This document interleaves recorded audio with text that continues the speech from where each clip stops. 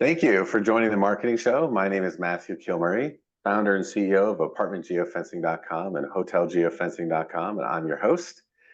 We've got an exciting show today. We'll be discussing everything you need to prepare for an amazing photo or video shoot for really any asset that you own or manage. And so let's dig right in. Joining us today is Daniel Pak. Welcome to the show, Daniel. Hey, Matthew, how are you? I'm good. I'm good. Thanks so much for joining us. And before we dive in, because there's a lot of really cool stuff to talk about, let me tell you guys a little bit about Daniel. He's the marketing director at H Redstone, which manages a dynamic and diversified portfolio of properties in high demand markets across the United States. Since joining, their entire portfolio has achieved an average occupancy rate above 95%. Amazing. We love that. Unlike most property management companies, they do offer in-house photography and videography, not only for the properties that they manage, but also the properties that they manage third party, not just the ones that they own. Before joining H Redstone, his past work experience included setting up recording sessions at the historic studio The Village for artists including Fleetwood Mac, Steven Tyler, and Lana Del Rey. He's also done videography for Austin Mahomes, Spotify, and UCLA. Thanks so much for joining us today. So, a lot of great topics to touch on, but maybe we'll kind of start at the beginning. So, your approach when you're approaching a new photography or videography project, what are the best practices that you follow to ensure that everything runs smoothly? And then how do you set up the team and like manage the budget and book the locations, right? What is your approach to something like this? That's a great question. I believe working backwards often can be helpful. So, like, what is the end goal? So, what would we deem as success for this video? Like, are we trying to just sign more leases? That's the common one. But or maybe we're trying to do a specific campaign and grow one of our social media, one of our property social media pages. And so, if that's our goal, then we'll work backwards from there in the sense of like, okay, maybe if it's just for social media, we might do a smaller budget. We want to probably film and edit vertically as opposed to horizontally, especially if it's for Instagram. And just the style of editing.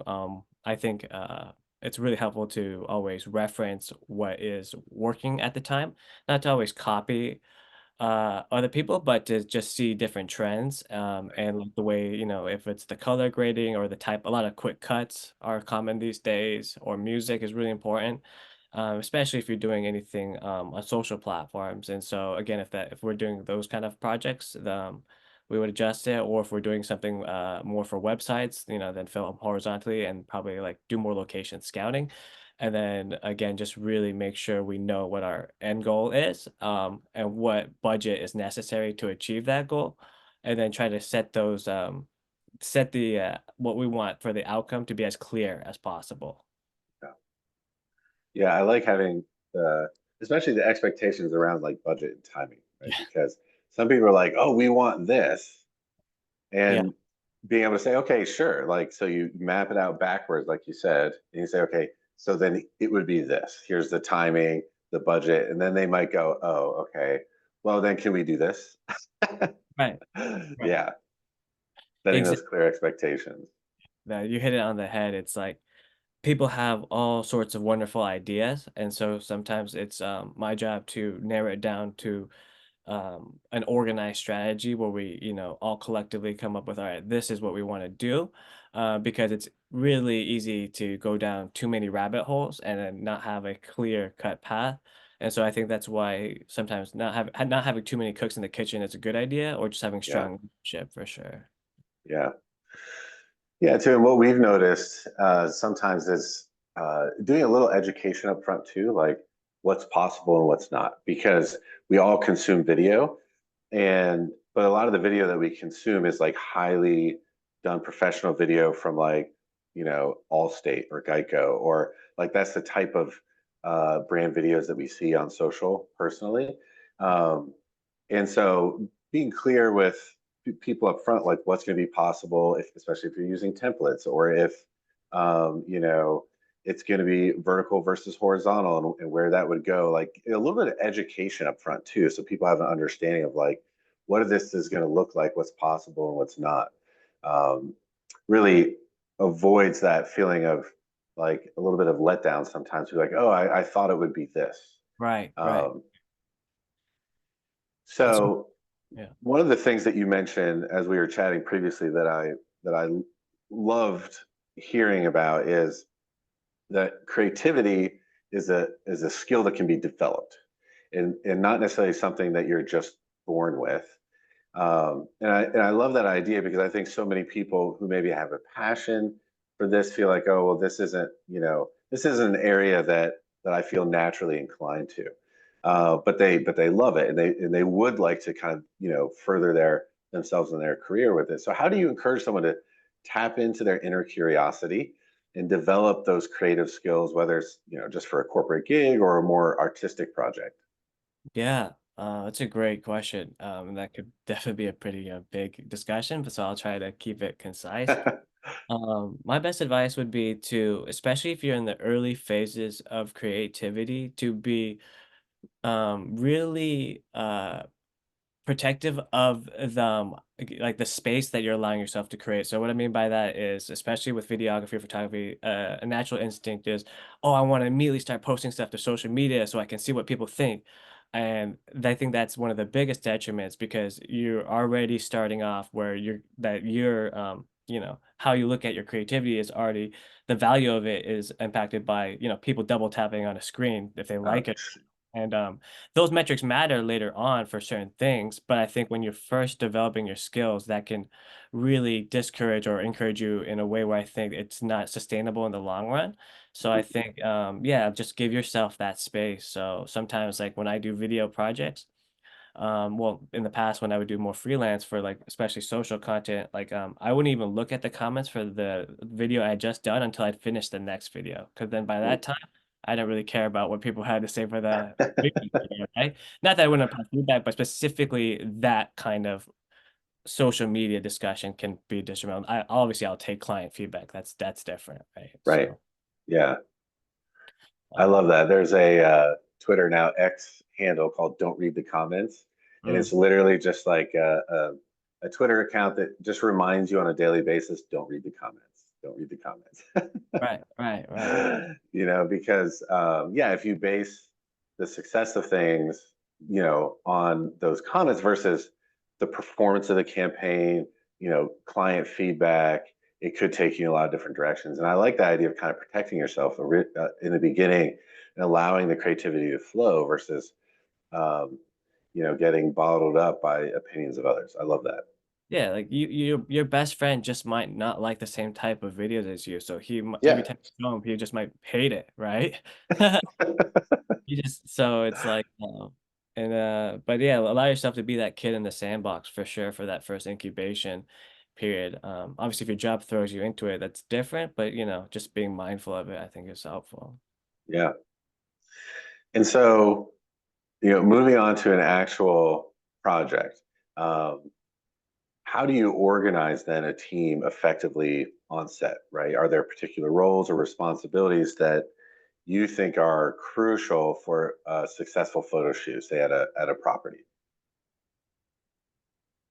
Yeah, well, definitely. Yeah, you definitely need strong leadership and certain roles to be defined. And I think I learned that over time was like I would try to be as like empathetic as possible. Like, oh, well, what do you think? What do you think? And really involve everybody. But then people will get carried away, and then we are going into 10 different directions, and eventually there's no quality control, right? And so um, I've learned that a strong you gotta whoever is the point of contact, has to be confident and be able to communicate effectively.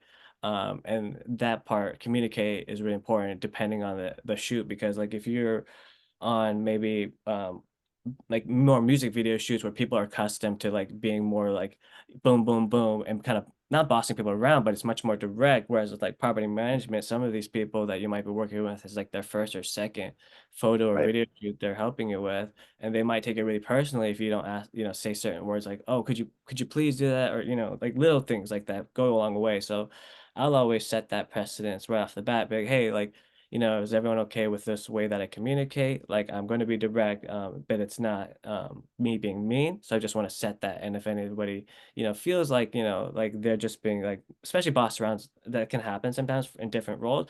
Just let me know. But and giving that space for people to know that, and just setting the precedence ahead of time, I think is helpful. And I think I mentioned to you before calls, like one of the properties that we manage, Pacifica on Green. We worked with a student group called Midnight Oil, and they were very raw, right, but very hungry, and so they wanted a creative project, and I was like, okay, well, maybe we do need specific photos for the property, and it would save us a trip to go out there, which was nice, but this is the level of quality that, we expect. And so this is a situation, was like they might do their best. And I told them upfront, if it's just not gonna make it, we'll rework it, and kind of getting that mentality. And then we're like, oh, like expect to rework it, not that it's gonna be bad, but like be in the mindset of like, oh, like we're gonna do this 3 or 4 times. So if it does happen to be 1 or 2 edits, then they're like, oh, great, it's half of what I thought, rather than it's a home run right off the bat, right? And we did end up using a decent amount of their photos, and they're very proud of it. And I believe they, all posted about on their LinkedIn pages, and it is really valuable to their creative portfolio too, and work experience. And I think that was really important for us as a company, is to like what since they are working essentially for free, right, for the experience. Like it, I believe that we should always try to make it actually valuable for them, right? Yeah. Well, I love that you did that because it's hard to work with students because even though it's free, it's not necessarily free to the company because it takes a lot of time internally Mm. to engage with a student group or interns to help give them that experience. You have to give them a lot of your time, and your time is valuable, to the company. Um, and but I love that you did it because those young professionals are going to remember that experience forever. Because I had a couple experiences, first coming out of college and into agency life, where people took the time to engage with me on certain projects, and it meant so much to me. And I'm sure they feel the same way. And so for folks that want to kind of see the output of that, Pacifica on Green, same with the domain pacificaongreen.com. And we've got a little bit of time here, so I wanted to kind of touch on AI. You and I were chatting a little bit about this. So um, AI is becoming more ubiquitous. There's going to be more and more tools like Canva.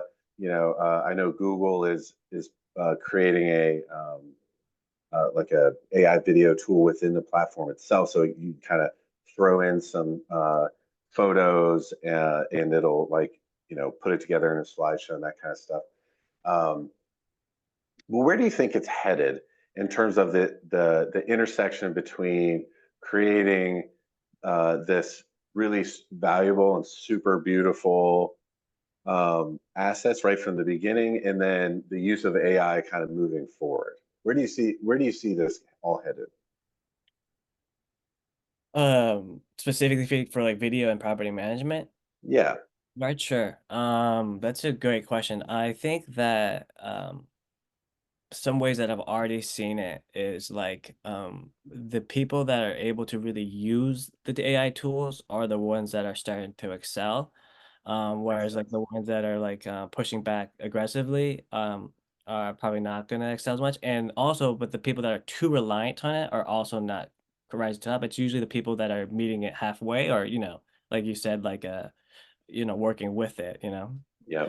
Um, and so like I was working with one of my peers at work, and she's just really good with using AI to like input certain prompts to get really good copywriting for like different posts. Because like her initial post, I was like, well, how is she like, coming up with all this? And I realized like, oh, she was using AI, and it's easy to be like, oh, she's just using it. But then once you really see how they do it, it's a lot of like learning how to input and talk to it at this Yep. phase. And so I think even for new video things that are coming out like Sora, where like it's actually making videos, right? Right.